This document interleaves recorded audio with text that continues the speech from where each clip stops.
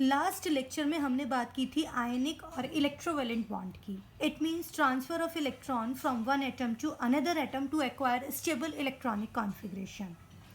Means एक atom से दूसरे एटम की तरफ इलेक्ट्रॉन ट्रांसफ़र स्टेबल कॉन्फ़िगरेशन के लिए हुआ, स्टेबल इलेक्ट्रॉनिक कॉन्फ़िगरेशन के लिए हुआ, मीन्स स्टेबिलिटी के लिए हुआ. लेकिन अगर मैं यहीं पर बात करती हूँ कार्बन एटम की, carbon atom it means it has 2 electrons in inner shell and 4 electrons in outer shell like this. अब क्या पॉसिबिलिटीज हैं? या तो ये 4 इलेक्ट्रॉन्स लॉस करे, either लॉस ऑफ 4 इलेक्ट्रॉन्स, और अगर ये 4 इलेक्ट्रॉन्स लॉस करता है तो प्रोटॉन नंबर तो सेम रहा 6. Now electron remain 2. 6 proton attracts 2 electron. It means it is unstable condition. Stability acquire करने के लिए या तो ड्यूप्लेट हो या फिर ऑक्टेट हो, है ना. अगर ये 4 के 4 इलेक्ट्रॉन लॉस कर देता है और इनर शेल के 2 ही इलेक्ट्रॉन्स बचते हैं, उस केस में प्रोटॉन नंबर 6 और electron number 2, it means unstable condition. दूसरा केस क्या हो सकता है? It can gain 4 electrons to complete its octet. अभी तो इसके आउटर मोस्ट शेल में 4 इलेक्ट्रॉन्स हैं. If it gain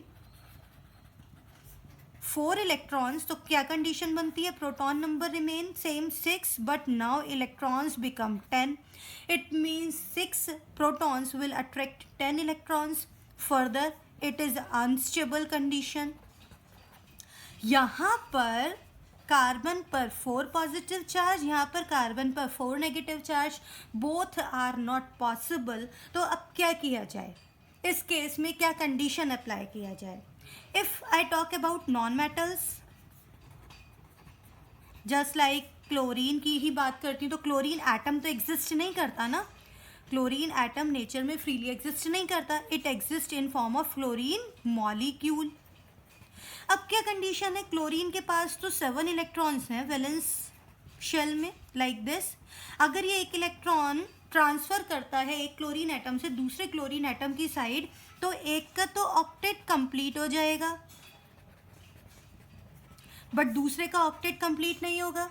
again it is not possible. तो अब ऐसा क्या फंडा लिया जाए, ऐसा क्या फॉर्मूला लिया जाए जिसके थ्रू नॉन मेटल्स का भी ऑक्टेट कंप्लीट हो जाए और स्टेबल इलेक्ट्रॉनिक कॉन्फ़िगरेशन हो जाए? तो इसके लिए क्या किया जाता है? Sharing of electrons. और यही शेयरिंग से बनने वाले बॉन्ड कहलाते हैं कोवेलेंट बॉन्ड. तो यहाँ पर क्या प्रोसीजर अप्लाई करना है? Sharing of electron to complete octet or duplet. In case of H2 I can say duplet. तो यहाँ पर शेयरिंग से जो भी शेयरिंग ऑफ इलेक्ट्रॉन से जो बॉन्ड बनते हैं उन्हें बोलते हैं covalent bond. Okay.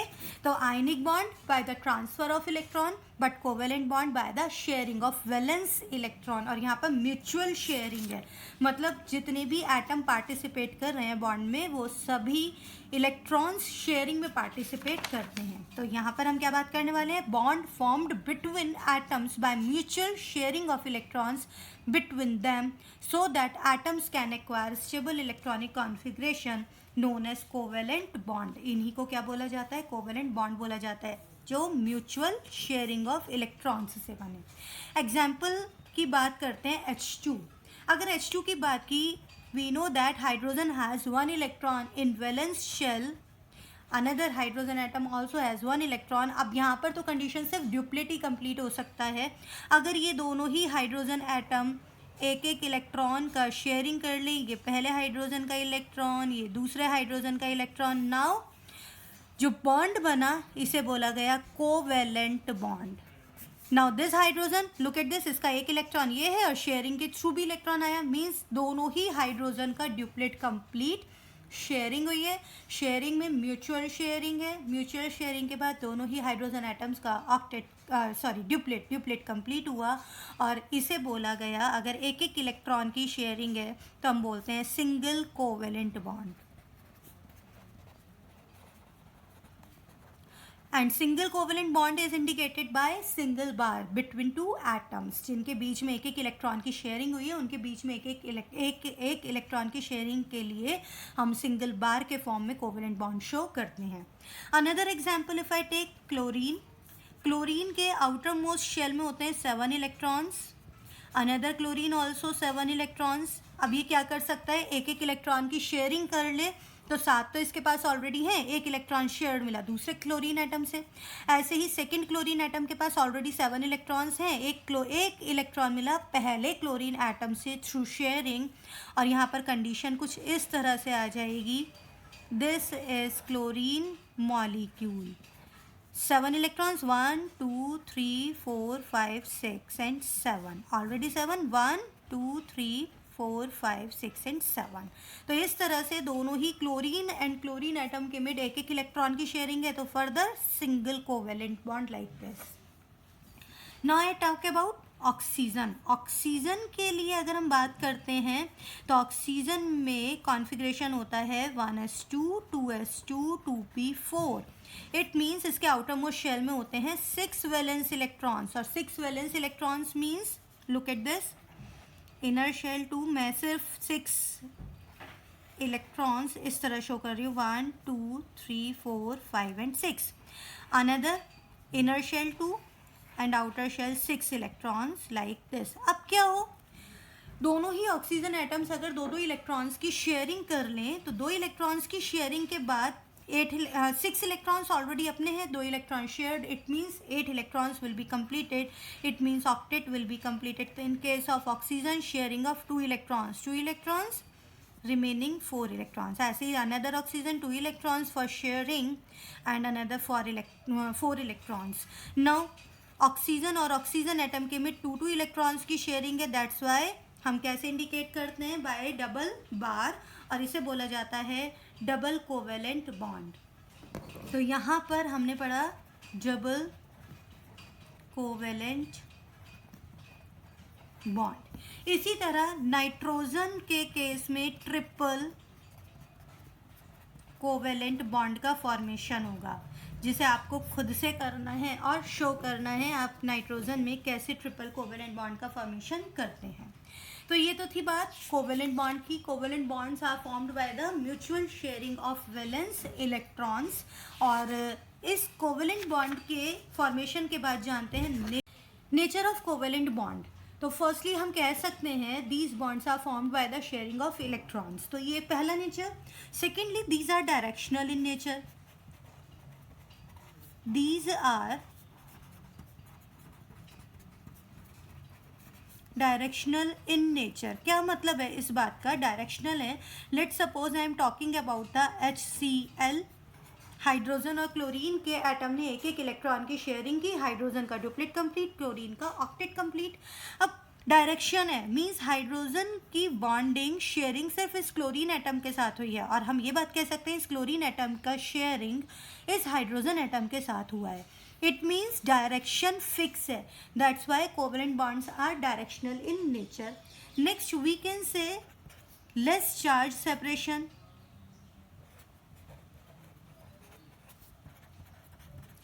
Charge separation is less.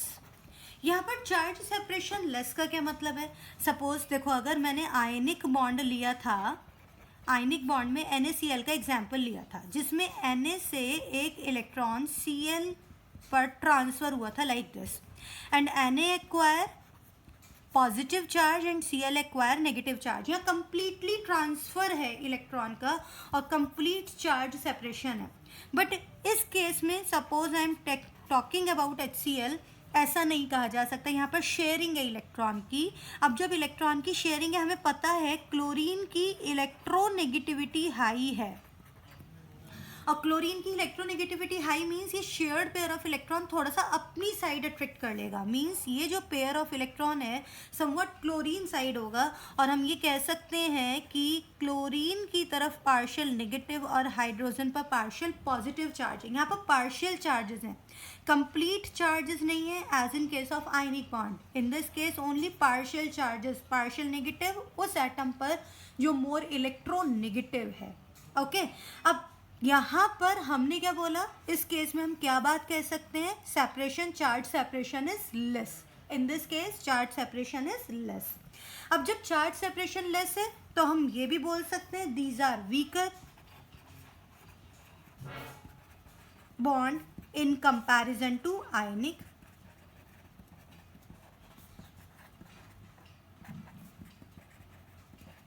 Because of less charge separation, these are less or weaker bond in comparison to the ionic. तो it is the nature of the covalent bond. अब बात करते हैं characteristics of covalent bond. First characteristic is these can exist in solid, liquid and gases all, but generally liquid and gases form में मिलते हैं. Solid forms are very less. ठीक है, like diamond. Diamond is the hardest. Okay, तो क्या बोल सकते हैं, कोवेलेंट बॉन्ड का करेक्टरिस्टिक्स क्या है. ये जो कंपाउंड्स हैं वो जनरली लिक्विड और गैसेस फॉर्म में एग्जिस्ट करते हैं. You can say hydrogen, nitrogen, oxygen, chlorine, all these are the gases and exist in the gaseous form. Bromine, it exists in the liquid form. There are very less covalent compounds which exist in the solid form, just like diamond, just like silica. अब next हमने अभी जाना था nature of bond में कि ये bond weaker है. अगर ये बॉन्ड वीक हैं तो इनके melting point and boiling point ये कैसे होने चाहिए, definitely low. Why low? Because of weak bond nature. क्या रीजन है? वीक बॉन्ड नेचर है. And charge separation is not complete. Less charge separation. Because of the less charge separation and weak bond nature, their melting point and boiling points are low. Again molecules जो होते हैं, हम ये बात भी कह सकते हैं, molecules held by weak van der Waals forces. by weak van der Waal forces of attraction. तो यहाँ पर weak van der Waal forces of attraction है between the molecules, that's why their melting and boiling points are low. Next हम कह सकते हैं conductivity के basis पर, these are poor conductor.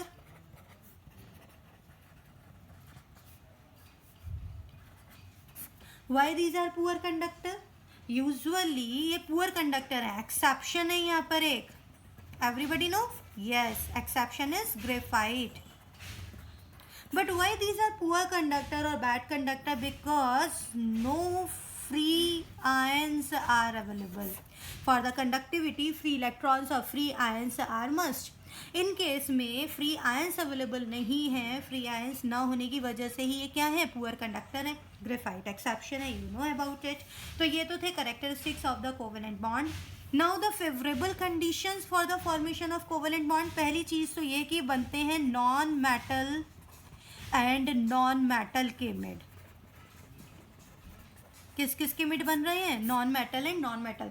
देखिए मेटल और नॉन मेटल के मिड जनरली जो मेटल और नॉन मेटल के मिड जो जनरली बॉन्ड फॉर्मेशन है वो है आयनिक.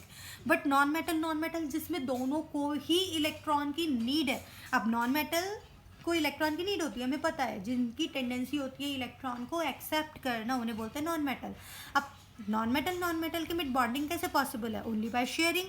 तो हम कह सकते हैं कि फेवरेबल कंडीशन क्या हुआ कि ये बॉन्ड हमेशा नॉन मेटल के मिड ही बनते हैं. And very important favourable condition is electronegativity difference must be less than 1.8. देखिए 1.9 एक फिक्स कर दी गई है वैल्यू कि 1.9 पर 50% कोवेलेंट करेक्टर होगा, 50% आयनिक करेक्टर होगा अगर इलेक्ट्रोनेगेटिविटी डिफरेंस 1.9 है. और अगर 1.9 से लेसर है तो कोवेलेंट करेक्टर बढ़ता जाएगा और 1.9 से हायर है तो आयनिक करेक्टर बढ़ता जाएगा. I will talk about it in next video, in next lectures. अभी आपको ये ध्यान रखना है कोवेलेंट बॉन्ड फॉर्मेशन के लिए क्या कंडीशन जरूरी है कि इलेक्ट्रोनेगेटिविटी डिफरेंस 1.8 से लेसर हो.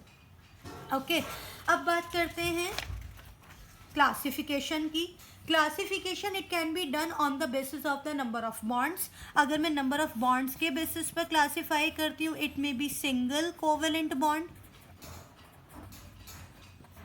सिंगल कोवेलेंट बॉन्ड, जैसे एग्जांपल हमने पढ़ा H2 HCl like this. Double covalent bond, double covalent bond का मतलब जहाँ पर दो बॉन्ड्स हो, दो दो इलेक्ट्रॉन्स की शेयरिंग हो, लाइक O2, ऑक्सीजन में दो दो इलेक्ट्रॉन की शेयरिंग है। And next is triple covalent bond in which 3 electrons each atom shared, just like nitrogen. So on the basis of the number of bonds we can classify covalent bonds into single, double and triple covalent bonds. Now on the basis of polarity, polarity के basis पर हम define कर सकते हैं non polar and polar. Like atoms के mid, like H2 Cl2 O2 N2, इनके mid बनते हैं नॉन पोलर कोवेलेंट बॉन्ड्स, जबकि कि HCl NH3 H2O और डिसलाइक एटम्स, अनलाइक एटम्स के मिड बनते हैं पोलर कोवेलेंट बॉन्ड्स। अब ये क्या है non polar polar covalent bond, further इन्हें डिटेल में पढ़ेंगे, बट अभी हम सिर्फ क्लासिफिकेशन में ही देख लेते हैं कि क्या क्या टाइप से क्लासिफिकेशन है। On the basis of overlapping, overlapping can be head to head and side wise. अगर हेड टू हेड है तब बनते हैं sigma bonds by head to head overlapping.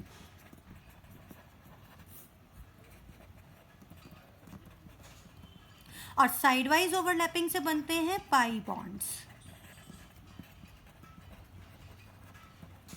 ये बना साइड वाइज ओवरलैपिंग।